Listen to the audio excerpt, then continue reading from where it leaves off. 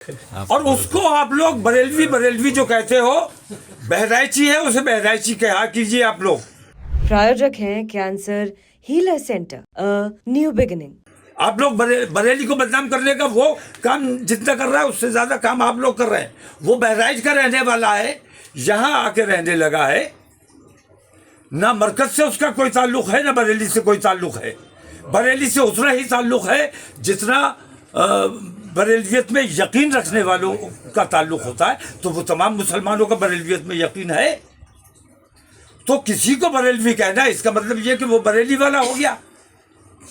तो वो बरेली का नाम बदनाम कर रहा है और हर मामले में शरीयत का इस्तेमाल।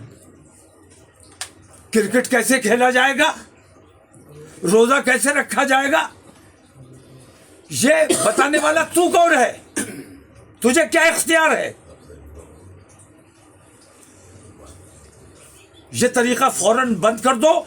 हम उन लोगों से बात करना चाहते हैं जो मुसलमानों के साथ खुली दुश्मनी कर रहे हैं। अगर दुश्मनों के साथ तू खड़ा होगा तो तेरा भी इलाज किया जाएगा। कौन है वो दुश्मन? चलिए सर एक बात बताइए, माहौल अगर खराब होता है, आप जाने की बात कर रहे हैं, तो कौन जिम्मेदार होगा? माहौल खराब है जी, माहौल खराब है। खराब कौन कर रहा है?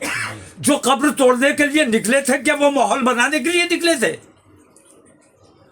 वो माहौल बनाने के लिए निकले थे, उन पर कार्रवाई क्यों नहीं की गई? मैं संभल का माहौल ठीक करने जाना चाहता हूं। संभल में मैं आप लोगों से भी मुझे ये शिकायत है कि सीओ संभल ने ये कहा कि अच्छा वो बात सिर्फ संभल के लिए है, कानून व्यवस्था के लिए उन्होंने कहा भाई यहाँ का माहौल जरा तनावपूर्ण है, सड़क पे नमाज नहीं होगी। सड़क पे नमाज हमारी होती ही नहीं है। हमारी नमाज इमाम के पीछे होती है। अगर मस्जिद में जगह नहीं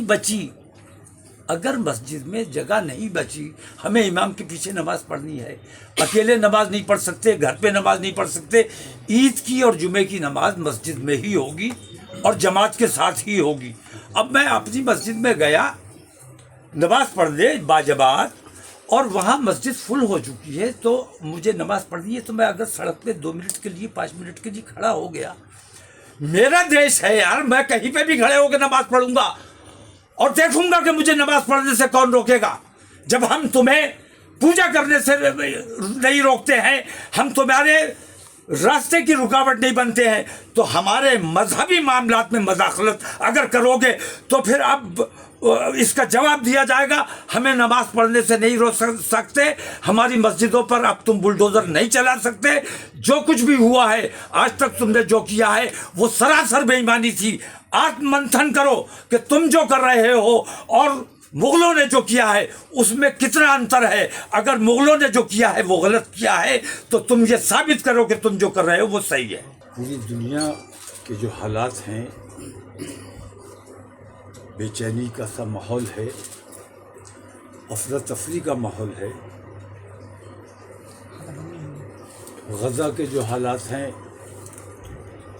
कितनी औरतों और बच्चों की अमवात हो रही है, और पूरी दुनिया को छोड़कर हम अपने मुल्क में जब देखते हैं तो यहाँ जो हालात फ़िरक़ा परस्त ताकतों ने बनाए हुए हैं,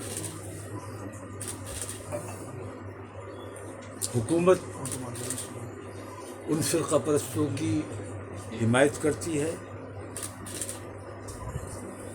कब्र तोड़ने के लिए कुछ लोग, कुछ गुंडे निकलते हैं, पुलिस उन पर कार्रवाई नहीं करती है, बल्कि बेगुनाह मुसलमानों को ज़द-ओ-कोब किया जाता है, मारा पीटा जाता है, गिरफ्तारियां की जाती हैं, और वो गिरफ्तारियां आज तक हो रही हैं। संभल में जो कुछ हुआ उसका जिक्र करने की ज़रूरत नहीं है। इस किस्म का माहौल पूरे हिंदुस्तान का है। ऐसे हालात में ईद सईद आई है। ईद 1 महीने के रोज़ों का इनाम है, खुशी का मौका है, लोग खुशियाँ मनाते हैं। लेकिन देखा ये गया है कि ऐसे घरों में भी ईद मनाई जाती है जिन घरों में कोई शहीद हो गया हो, किसी की मौत हो गई हो, तो उन घरों में जैसी ईद मनाई जा सकती है, क्योंकि ईद रमज़ान का तोहफा है और रोज़ों का इनाम है, तो हर हाल में ईद मनाई जानी चाहिए। लेकिन ईद निहायत सादगी के साथ, जो तुझको एहतशाम पहले होता रहा है, इस साल फैसला ये किया गया है कि इस साल हम तमाम लोग ईद को बहुत सादगी के साथ, नए कपड़े नहीं पहने जाएंगे, क्योंकि हमारे बच्चों को कत्ल किया गया है, हमारे बच्चों को गिरफ्तार किया गया है, झूठा जेलों में डाला गया है। उनके घरों में जैसी ईद होगी वो नए कपड़े नहीं पहन पाएंगे। हमें भी नए कपड़े उनके खिराज अक़ीदत के लिए, हम उनके गम में बराबर के शरीक हैं, ये बताने के लिए हमें उनके तरह ईद मनानी चाहिए। और उनके हिमायत में हम नए कपड़े इस साल ईद में नहीं पहनेंगे। किसी किस्म का मेला ठेला और नुमाइश वगैरह ये सब नहीं की जाएगी, खुशियाँ नहीं मनाई जाएंगी, सादगी के साथ ईद मनाई जाएगी, नमाज पढ़ी जाएगी। प्रायोजक हैं cancer healer centre, a new beginning.